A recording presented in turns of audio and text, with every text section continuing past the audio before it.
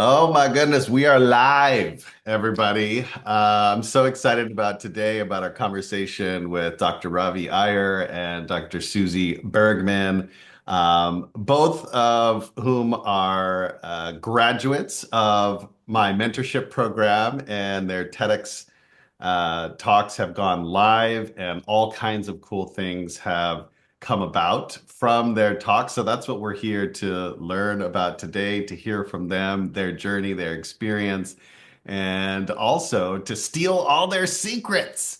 Uh, but before we do that, we got to start with a little bit of intro music. We got to get a little of this going, a little of that. Come on.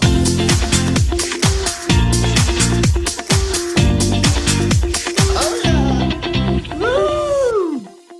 Oh yes, yes, Ravi and Susie, you're always willing to jump in and dance to intro music, and I think that is your primary secret, is the dance moves, which lead I to don't every. know. I only won once. So, Ravi, how many times did you win?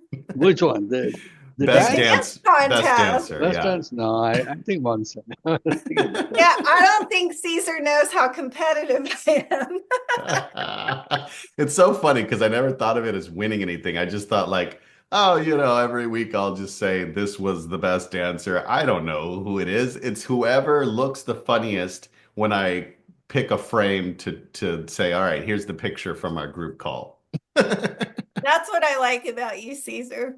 You help us laugh at ourselves, which we always need to keep doing. Oh, well, Susie, Ravi, you are both just amazing people. Like, TED Talk aside, you are incredible human beings, have achieved so much in your life outside of the TED Talk. But then, of course, once it went live, a lot of things changed for you. And so we're going to jump into that. But first, what I'd love for you guys to do is just introduce yourselves, tell us about your work, what your talk was about, the title of it, and where you did your talk. And then I'll jump into some questions. So Susie, why don't you start us off? Okay, so I'm Suzie Bergman. People call me Dr. Suzie.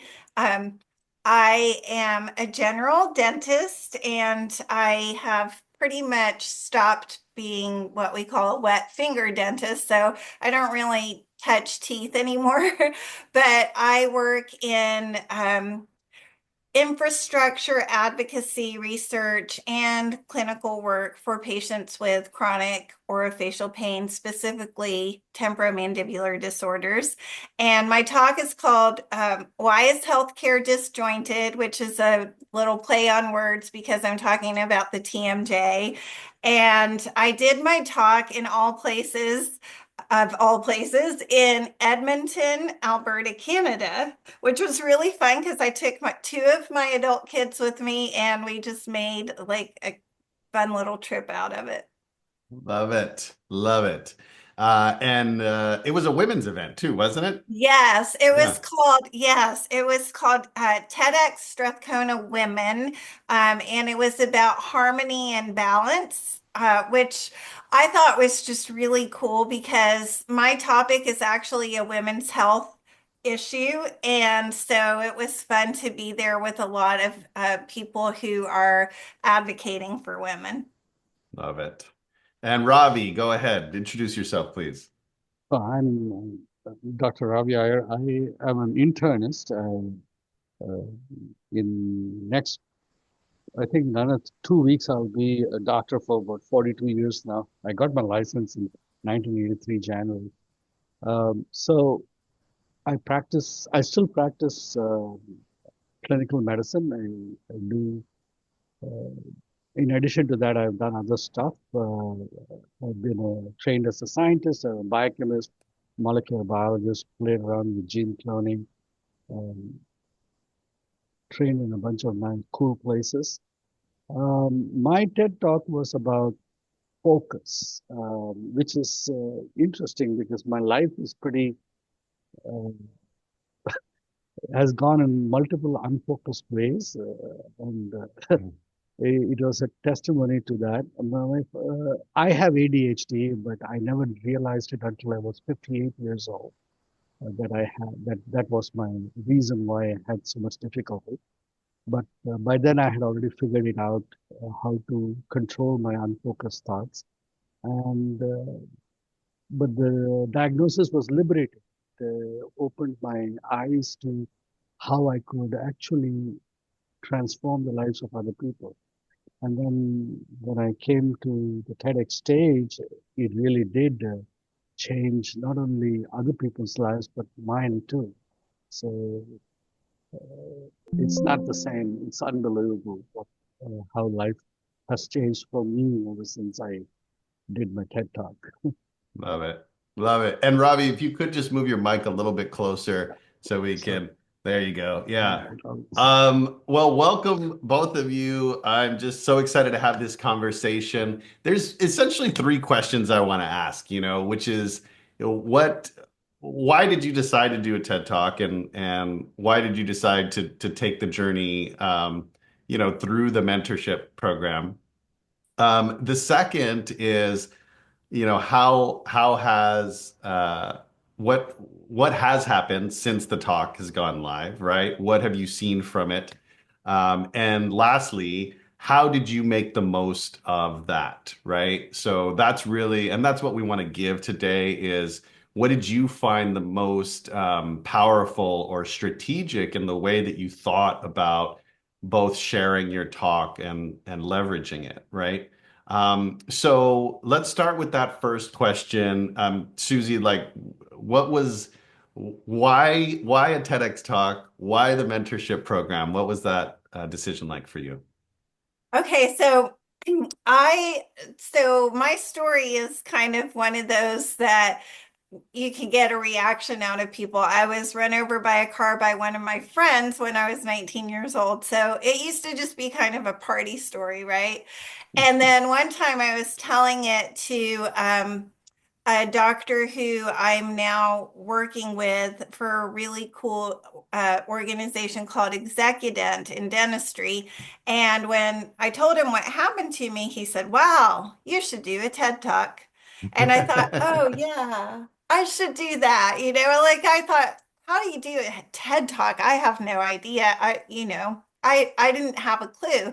So then, not very long after that, I was doing a podcast with a friend of mine who is also a good friend of yours, Caesar, Jillian Riggert.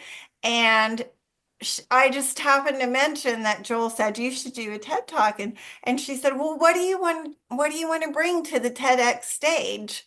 And so Mm, I told her a little bit about it, and she said, "Okay, well, you got to meet my friend Caesar." mm, And honestly, one of the best introductions ever, because this is not just a mentorship group, and I think Ravi's probably going to agree with me. This really turned into a community that I had no idea that I was missing out on all this time. mm, And Caesar, you besides being amazing at your craft, you're just like one of the sweetest people, honestly. I mean, it's just a joy to be like encouraged and celebrated by you. And I like you're the so I wasn't a very athletic kid. You're the only real coach oh, I've had. So I yeah. love that. Oh my gosh. My heart's so full right now.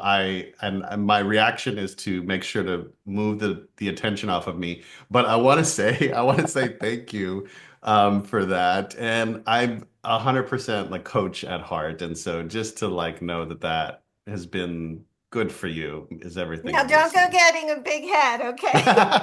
I couldn't. And But, you but also your dad jokes are on point. So there's that too. Thank you, Susie. Thank you so much. Robbie, what tell us your bit about it. Why'd you jump into TEDx? Why the mentorship? So the idea of doing a TED came when I was after the pandemic. During the pandemic, I found that we in the clinic were uniquely gifted at helping the entire community shift their dialogue and their experience from the panic of the moment to the opportunity of the moment. And when the pandemic was over, I said, you know what? This message needs to be transmitted. And I suddenly realized that this is what I've been doing all my life as a physician, one on one patient at a time. And I said, I'm getting too old to do this one on one. I need to take this to a one to many stage. The first thing I did on that was I wrote a book called The Reaper's Dance that chronicled our journey through the pandemic. And then I started talking about it on podcasts and all that. So around 50, 60 podcasts later, I said, you know what, now I really need to become a speaker. So I actually, initially, I joined Amy Dick's course with the Authority Speaker Yeah. Agency. Yeah. And in the end December of 2023, she did a Zoom session where she invited you as a Oh, that's right. speaker on that. So I did not even attend that live. I was actually looking at her recorded session Oh, with you.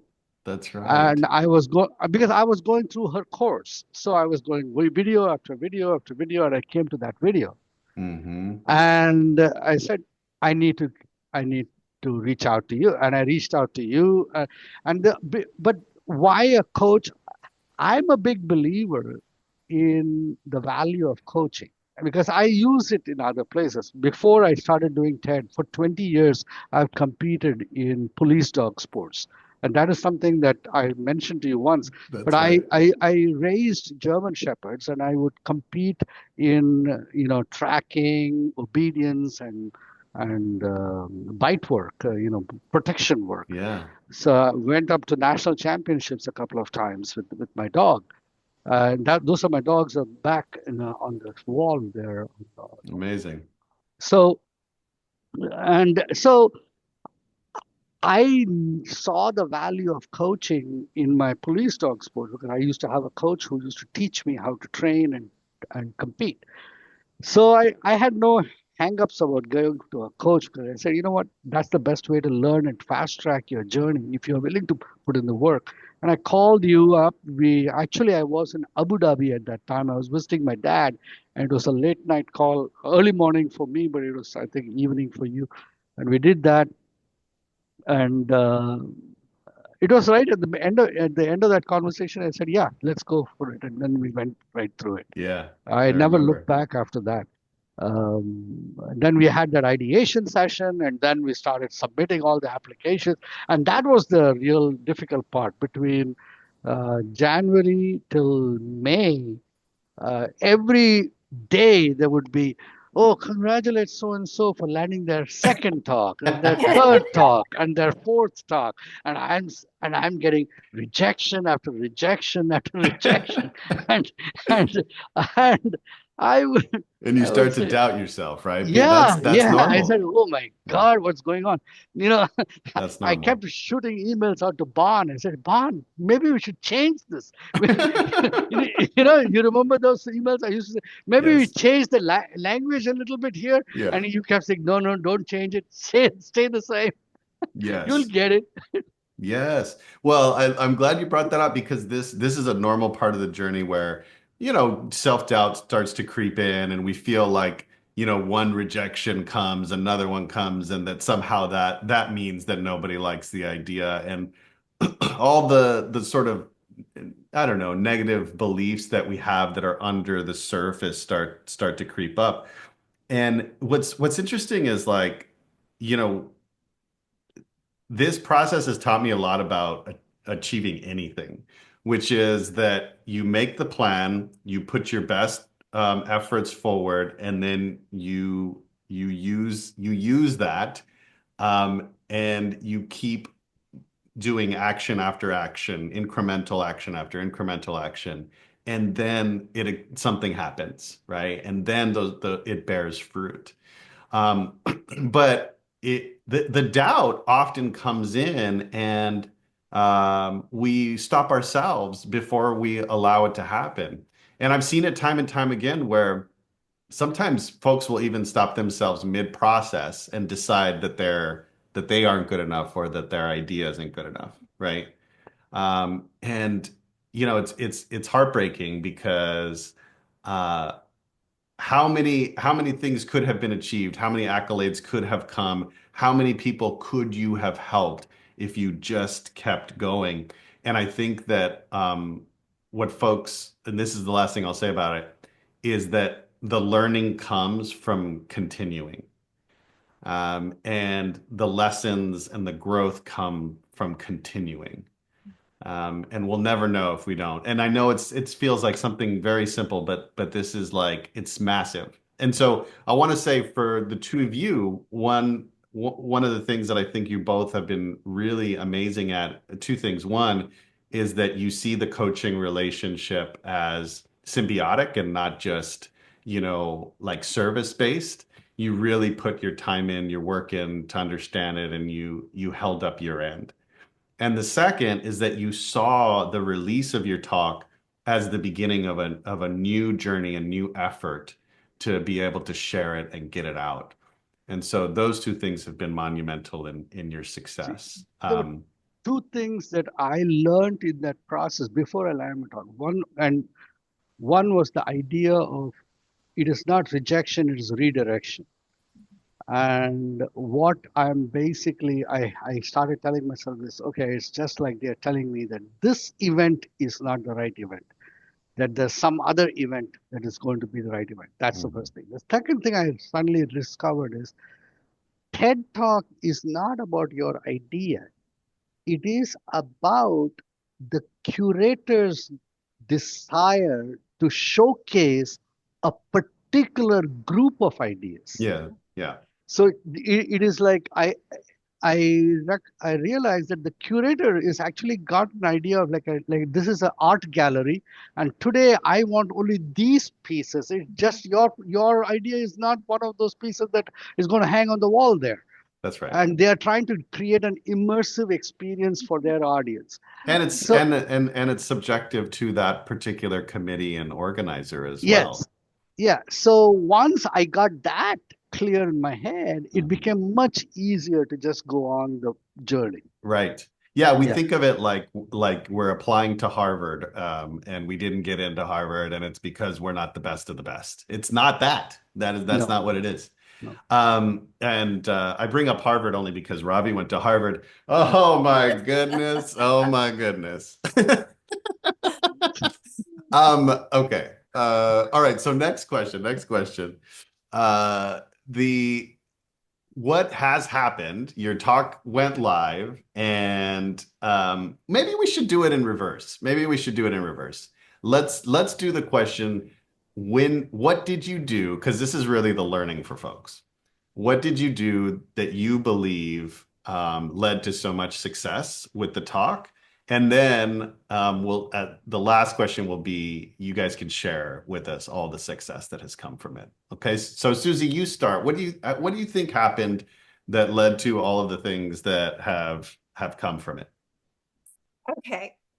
So this is a little bit of a story. I'll be brief, but in 2022 or 23, somewhere around there, I was planning a conference and I was just reaching out to people who I had never met. I just started using LinkedIn like it was Facebook for business. I just started saying, "Hey, we have this in common. Would you like to connect?" And I Yeah, just started like well, I'm kind of always like this, but during that time, I was just like, what is the worst that can happen? It's like you see a stranger in the grocery store and you tell them you like your shoes. And either they'll say thank you, or they'll give you a weird look and walk away, or you might strike up a conversation. So I started doing that. For this conference that I was organizing. And so I had all these email addresses, and I thought, in order for me to get, like, I didn't get nearly as many views as I thought I would get from the effort that I put into it, but I got views from people who were really interested in my topic. I would just send out a message and say, and I had them all ready to go for the day that my talk dropped. Like the day that it dropped, my assistant at the office sent out probably 500 emails, and I sent out however many I did. And then every day after that, even now, 4 months later, every time I make a connection with someone, I share my talk with them. And I think I've made 3,000 connections since my talk. Amazing. And it's just all been from like people who are kind of interested in the topic and the work that I'm doing and the fact that it's an idea worth spreading, but it doesn't have the attention that we wish that it had because it's really a healthcare crisis kind of issue. So I just decided that like now whenever I have a conversation with someone, if I feel like they might be interested, then it's not like I'm going around going, "Hey, I'm a TEDx speaker," but I just say, "Oh, I gave a talk about this topic. I would be happy to send it to you. And if you know someone who might benefit from it, please feel free to share." Yeah. Amazing. And to be fair, Susie, you have over 5,000 views on your talk. Most people, like most TEDx talks, never get more than a couple thousand views. So just to put that out there first and put it into perspective. Also, I remember that you really decided like, okay, I'm getting ready because I know it's going to go live, and as soon as it does, I'm doing my email blast and then those connections, right? So you Mhm. really thought about it in this preemptive sort of way, which is what I teach in the mentorship, right? Like you have to look at it as a launch, because if you can capitalize on that momentum of you telling people, I'm going to do a talk, it's coming up, I'm thinking of this title, I did the talk, look at all these pictures, it was amazing, right? It's coming, it's coming, it's coming, and you're building up, you're leading up, maybe you're doing posts on social media, email, whatever. And then when it hits, everybody's hungry, right? Right, Because right. ultimately what we want is for YouTube to try and like take it over. They go, "Oh, this is a great talk. I want to start, recommending it to other people." So, what else? So, there was like the email blast. What else are those kind of tools that you used?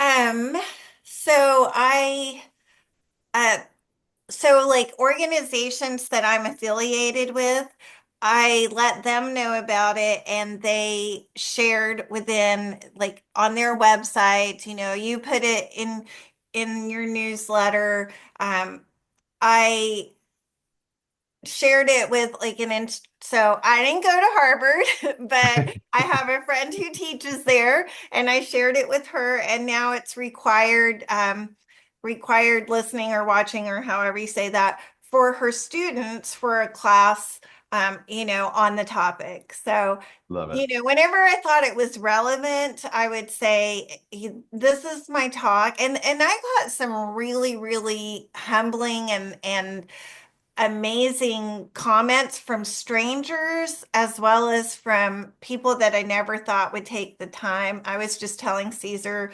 there's an initiative at the White House for women's health, and people from that White House Women's Health Initiative are getting in touch with me because they didn't know this was a women's health issue. So for me, that was just like, That's huge. One of the Wow. exciting. things, Wow. yeah. Oh, go ahead, Ravi. No, I said, wow, it's Yeah. awesome. What I love, Susie, about how you leverage your talk, is that you really were thoughtful about who can this help. Mhm. And because of that, like that, her making it required for her course is both like an accolade for you and then also results in more views, right? And Yeah. results in engagement and an ongoing engagement. And so for those of you who are watching, this is a good question for you to ask as you're creating your talk. Like, who is this? Who am I going to send this to?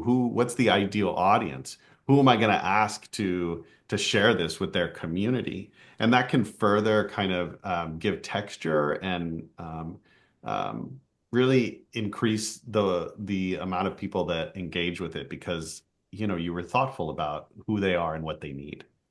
Okay, Susie, so tell everyone what things have come from this thing. Share Oh share my with us. gosh, I should have written it down because I will say, like the first few days, it literally felt like Christmas. Like I would wake up and I would have a message and I would think, oh my gosh, I can't believe this. And I would text Caesar and let him know, or I'd wake my husband and up and say, guess what just happened? But like I got a message from the oral surgeon that I work with, and he said, basically, like the biggest TMJ oral surgeon in the world sent my talk to a listserv of 200 oral surgeons that do these kind of surgeries and said, you need to watch this. And then a doctor who is a preeminent pain expert wrote a blog about my talk and posted it on his website. And I've been invited like unbelievable amount of invitations for uh, keynote lectures in everywhere from Houston to Barcelona. Like tons of, like, I already have things on my schedule for 2026 now. Amazing. And what else has happened? I mean, I get messages from people that just like they just warm my heart and they make me realize Brene Brown has a saying, one day you will tell your story of how you overcame what you went through, and it will be someone else's survival guide. And I really believe that about this talk, that I always knew I had a story. I'm a storyteller, and I always knew I had a story that I would like to share. Oh, I'll tell you another cool thing. Speaking of that, my aunt's nephew is an two-time Emmy Award winning photojournalist, and he wants to do a story about my talk. Oh my God. That's So that's exciting. Yeah, that's really wow. exciting. Yeah, so it's just like you say, Caesar, the wins keep coming, but I will have to also say for me because I really suffered for years and years with this condition that I have that is a chronic pain condition, and it's poorly understood. And a lot of things that happened along my journey, I never really realized how they were preparing me for where I am right now. Like Mm, I am, I'm being asked to kind of like be a thought leader, yeah, because all of this came together and sometimes it didn't make sense. Like, why is this piece here and why is this piece here? And then the TEDx talk was like, oh, all these pieces of the puzzle coming together and yeah, really giving me clarity about like what I'm going to do next because right. now it's a lot of choice. Yeah, That's one of the things I will say about giving this talk is that it's given me a lot of choice because now I can say I don't really want to do this thing that maybe I'm qualified to do, but it doesn't bring me joy and passion, and right. but this does. This is Yeah. this is why I'm here and now I get to share it. Oh my gosh, amazing. Let me just take a moment here. Oh my goodness. I love this so much. Yeah, there's something really powerful when you combine your personal story with your expertise. And in a way, that's what a TED Talk is, and that's what speaking is mostly about, right? Sure, there are different kinds of speaking where we're not doing that, but the kind that we're engaged in that we love that really helps people and can move careers and change our life, do this thing. And I think, and again, I want to highlight for everybody, watching this now or later is that when Susie has 5,000 views. That's great.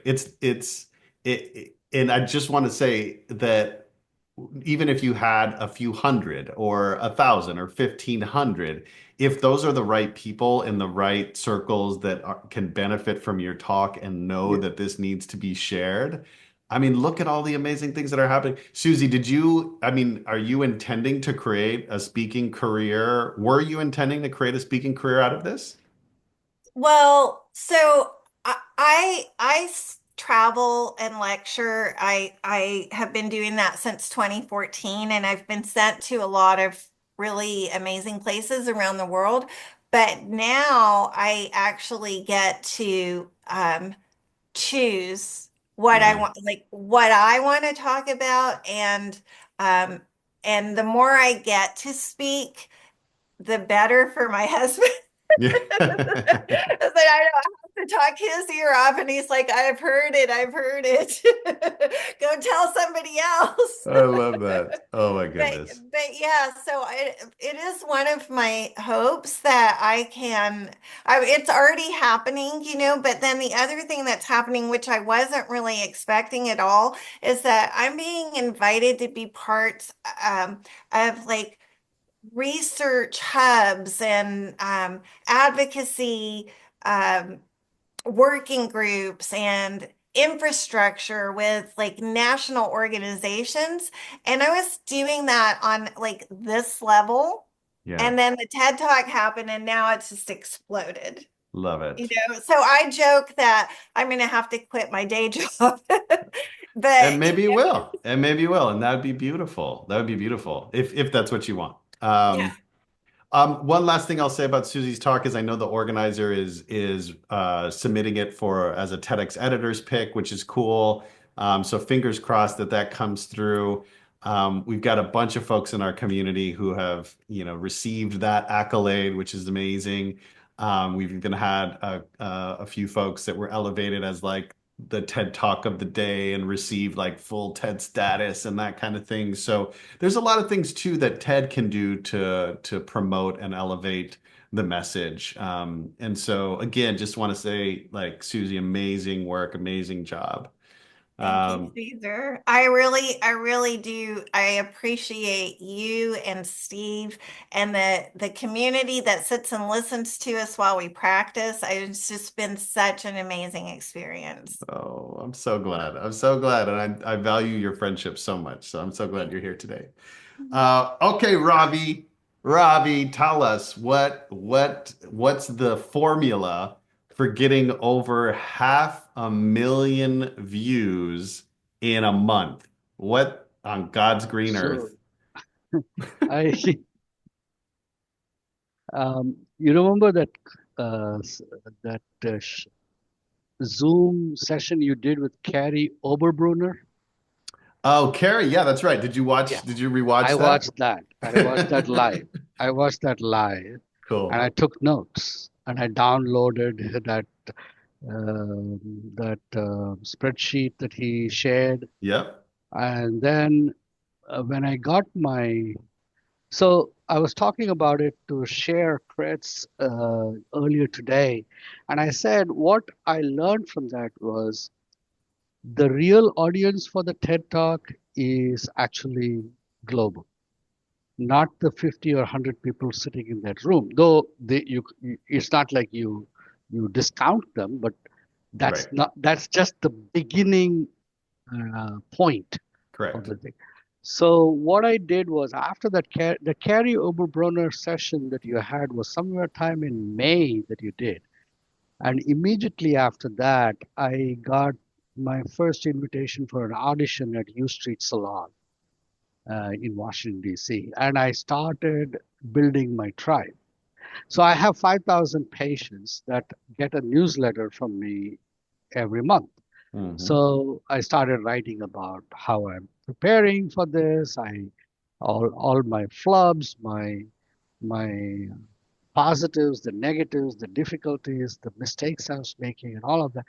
So essentially, I took 5,000 of them, then 2,000 of my followers on Facebook, and I have 5,000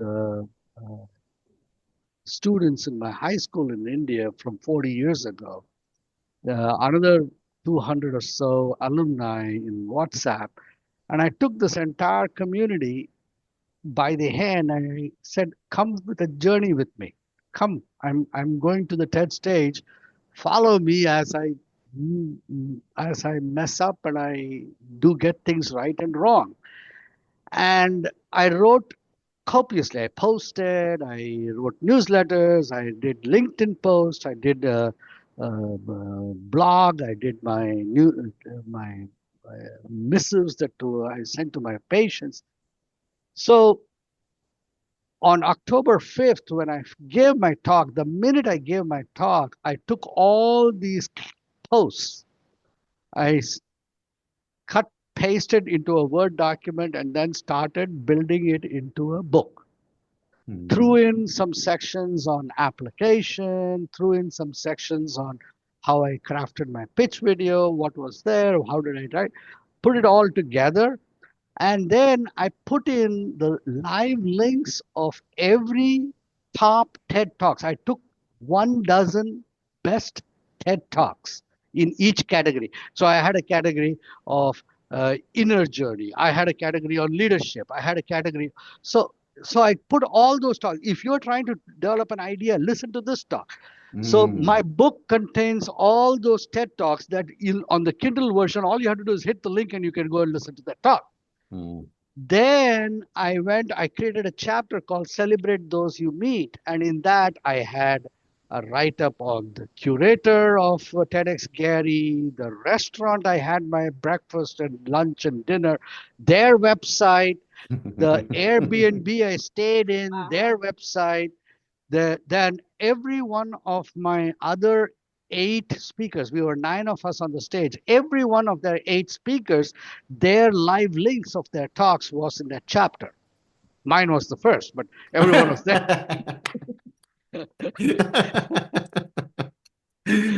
Amazing. So there was community yeah, everywhere, everywhere. so then once the book went out, the book got published. I didn't care to go to a publisher. Kindle will publish it for free. Hmm. All right. I priced it at 99 cents because that is the lowest price that Kindle will allow me to put it at. So I put it at 99 cents and I published it on my talk came out on November 14th. I published it on November 17th and then publicized both the talk and the book. Then I sent an email to my high school principal with a digital copy of the book. In the inside cover, I put a line saying that you're free to redistribute this book as to whoever you choose, with the only request that you also share the link of the talk. So my principal did a watch party in their auditorium for 5,000 students. Wow. And they just went and blasted it all over India. Oh my God. I don't think you told me this part that there was a So watch party like that. yeah, so India comprises 1/4 of the global Yes, population. indeed. And since my talk also has something about yoga and 5,000-year-old Sanskrit text which had the idea of my breathing. So Indians are very proud about their yoga heritage and Yes. so here it is. They have somebody who did well from their college, from their high school, gone all the way to Harvard, and now he's still talking about how yoga saved his life. Oh, look at this. Our ancient Maharishis knew more than everyone else. So, Oh my God, I love this story, so, Ravi. so it's 606,000 views as of today. Oh, is it that many now? Jesus, like every day you're getting 50,000 views or Yeah, it's, something. it's just climbing on. It's just going on. Wow. Um, Wow. so, but that is not it. So the minute I finished it, I get a call from Healthcare Leaders Association because I had sent them an application to do a keynote. So they asked me, okay, we would like to consider you for keynote. What are your speaking fees? So I said, oh my God, I have a speaking fee now. Like, That's right. That's right. so I went and asked her, what is my speaking fee? What is supposed to be my speaking fee? So they gave me some astronomical number, but I said, you know what, I feel bad to ask that. So I gave that number and I said, but I'll work within your budget. Yeah. So whatever it is. So, and they accepted. So now I'm giving a keynote on March at the Healthcare Leaders Association Spring Conference in Richmond. And Amazing, Ravi. and as of this morning, I got my second TED Talk. Yes, that's right. Yeah, congratulations. Awesome. Talk. Amazing, And I call it amazing. the Power Series. So the first one is the power of intentional focus. This is going to be the power of connection. Yeah. Well, I mean, you're first of all, I have to say, Ravi, like you consume information faster than anybody I've ever met. And then you apply it even faster than that. And you're I even had to think of like the session you were talking about. I was right. I go, oh, right, Carrie. Yeah, we did do a session, and he did say that. But I love that you were thinking about community after community and making them a part of the journey, but not just making them a part of the journey, truly giving at the same time. And this idea of, um, I don't know, this the reciprocity that happens naturally from giving is something that you've leveraged very, very well. And when you do that, then through the power of the internet, right? Then there's no stopping it. It can just keep spreading. So You're there are two one more thing. things. Oh, go ahead, Ravi. Go ahead. There are two things I learned, one from biology and one from both from biology actually. The one is in the pandemic, I learned something very simple. When a virus infects two people each time, it only creates an epidemic. But when a virus infects three people each time, it creates a pandemic. Mm. So three is the number of virality. So I asked everyone to share it to three people. So that's something that Ah, three is the number of virality. And it's very interesting. I also have this superstition about Trinity. In every three is the number of divinity. yeah. Three is the number. Three is the magic number always. Three is the Yeah. magic number. And that's Uh, funny because like it makes me want to do it more when you said three people. Oh, yeah, yeah, I can yeah, do yeah, that. yeah. So that's number one. Number two is what I call the water hole principle. If you go in the African savanna, the prey animals don't drink at the water hole alone. They'll always go as a group, and it is never an homogeneous group. So the zebras will be there, and so will the antelope, and so will be the warthogs and the wildebeest. It'll be a heterogeneous group, but it's always a group. And when they drink as a group, everyone gets to drink their full, and everyone stays safe. So Mm. everyone comes out a winner. So I use that water hole principle in everything I do. When I win, I try to get people who are with me in the journey onto the stage along with me. Because then what happens is everyone in the world wants only three things. They want to be seen, they want to be heard, they want to be validated. So these three things that are universal, normal, healthy human desires will guarantee the success if you include them into your journey. Yeah. Mm. Yeah, I think one thing I'll add about what I love about the what you're both doing is leveraging your communities, right? And Ravi, you also thought about kind of what communities am I a part of and what tangentially do those communities care about, right? And so when you think about your home country, like Yeah. when you think about your um, what it is that India loves and finds, feels most connected to. There were these layers to that would cause people to want to share it and feel connected to you. And I love that. Also, the this idea about creating the book and putting those links in. I mean, it's very easy to see why that's successful, right? When people have not just are invested in you, but then invested in it because they've been included in it. That's like Yeah. that goes even bigger, right? But it doesn't have to be a book. I want to say, like you could do a blog post, you could do like think of it as doing a live on social media or Instagram and shouting people out and linking them and tagging them and those kinds of things. It's the same principle, but the book was a cool way to bring it all together in one place. Yeah. Yeah. Love it. So tell us, I know it's only been a month, but what else has come from this virality? So I'm already on LinkedIn. People like my LinkedIn followers have shot up. My number of connections has now gone somewhere called 1,800 or 2,000 connections now. Mhm. I had a YouTube channel which had 151 subscribers. Now it has 6,000 subscribers on it. So So cool. now I have to figure out how to build this into something sustainable that will allow me to craft my message and go forward. Right. And I can see that happening automatically in the months to come. I'm not as far down the road as Susie is, but I can see that because this is I never spoke before this. She's been doing it since 2014.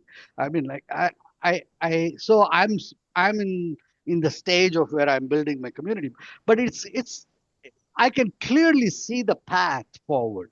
Right. Um, and it's almost like a fait accompli. It's going to happen. And Right. it's just I just have to keep checking the boxes along the way. Yeah. And isn't that cool that when you start seeing the fruits of those, because at first we go like, all right, well, this is what I'm supposed to do, so I'll do it and we'll see what happens. And when you start seeing the fruits of those incremental efforts, it gives you confidence and it encourages you to keep doing them because you know the fruit will come, Yeah. right? And it's just like, I mean, it's just like any other practice, but I'll say for myself, like when I think of things like building something that feels like you're just sort of putting it out into the ether, there's like this there's I don't know, for me there's less confidence with that than like I don't know if I if I go to the gym, I know that if I go multiple times a week, then good things will happen, right? But for some reason when we think of like, oh, if I email my list once a week, is that going to do anything? Yes, it will. It will. But you have to do it every week and you have to be consistent, just like, building muscle or losing some weight or whatever it is. It's the same. It's I the had same. a patient who walked in the other day. He watched this TED talk and he broke down and cried in my room. He said, I grew up in India and I used to get beaten because I couldn't get focus. Mm, And I would be, I would get corporal punishment because I couldn't focus on my studies. And this guy is an accomplished computer professional now, but mm. uh, but he says I cannot tell you how liberating it was to watch your TED talk. That's awesome. Yeah. Yeah. I want to, can I just jump in for a Please second? go ahead, Susie. Well, first of all, Ravi, I'll correct you because I've been speaking since I knew how to form words. I just Oh, don't sorry. I just don't stop talking. That is one thing about me. But I was a theater kid, and Yeah. then I was a musical theater Oh, teacher for 8 years. So I've Oh. been very comfortable on a stage. I've actually, people are like, don't you get nervous when you get on stage? But it's kind of the opposite. It's like I get on stage and I feel at home. Mm, The thing is, what I learned in doing a TED Talk is you don't go on stage to tell your story. Like your story is part of your talk, but you go on the stage to try to get people to embrace your idea right. and spread it. And so I yeah. think one of the things about this experience that was so unique and exciting for me was if you're going to share an idea, you have to be vulnerable. Like Ravi, you told about your Yeah. ADHD. I told about my husband having to watch me struggle with Mm. taking care of my family, because I was in pain. And I think it's that vulnerability that makes it like this isn't just an idea like, oh, I have an idea, let's go get Chinese food. You know what I mean? It's like an idea that's a part of who you are and what makes you tick and why you show up every day. And that's the thing about this experience that has been so eye-opening for me because by sharing this, some people who have known me and what I do for a long time actually got to see more of my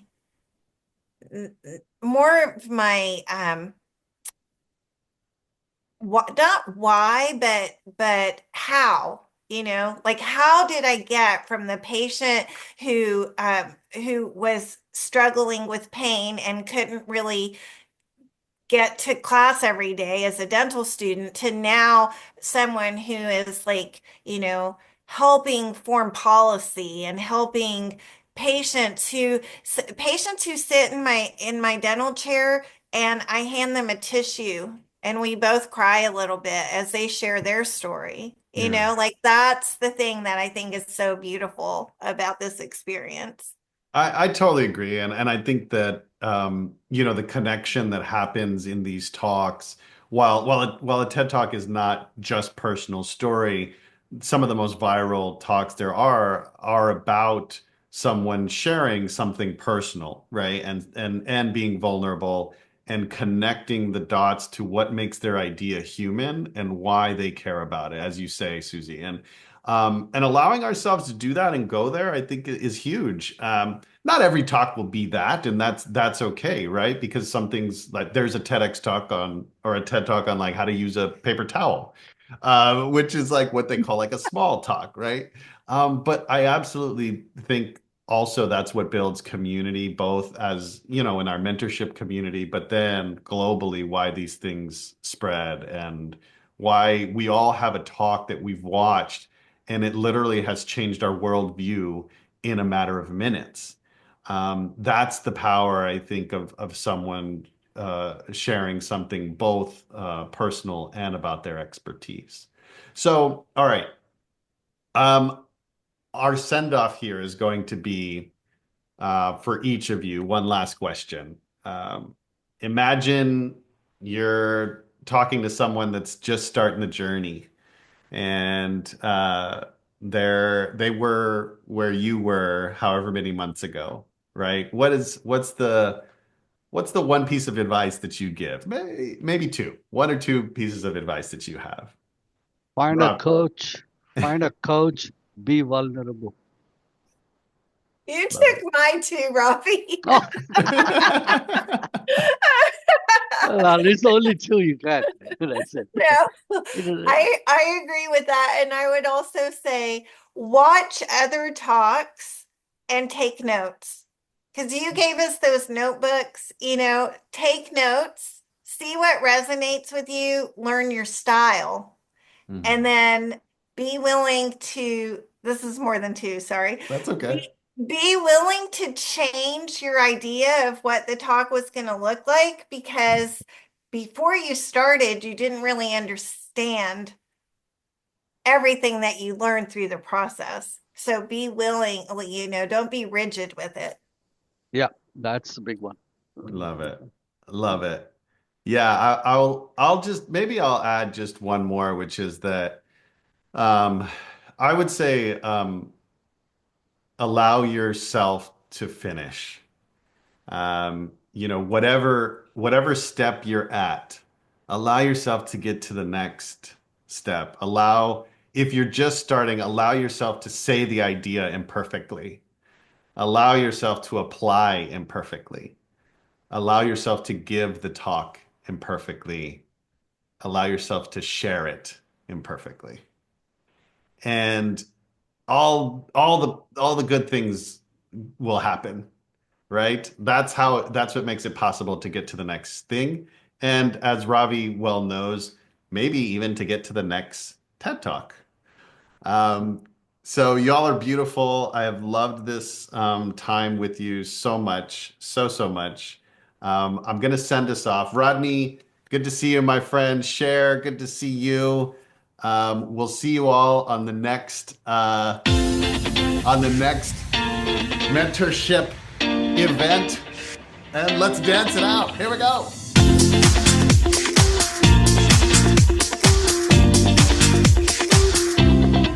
Woo! Love you guys. Have a good night. Thanks for having us. Thank Thank you you. guys. Bye. Bye.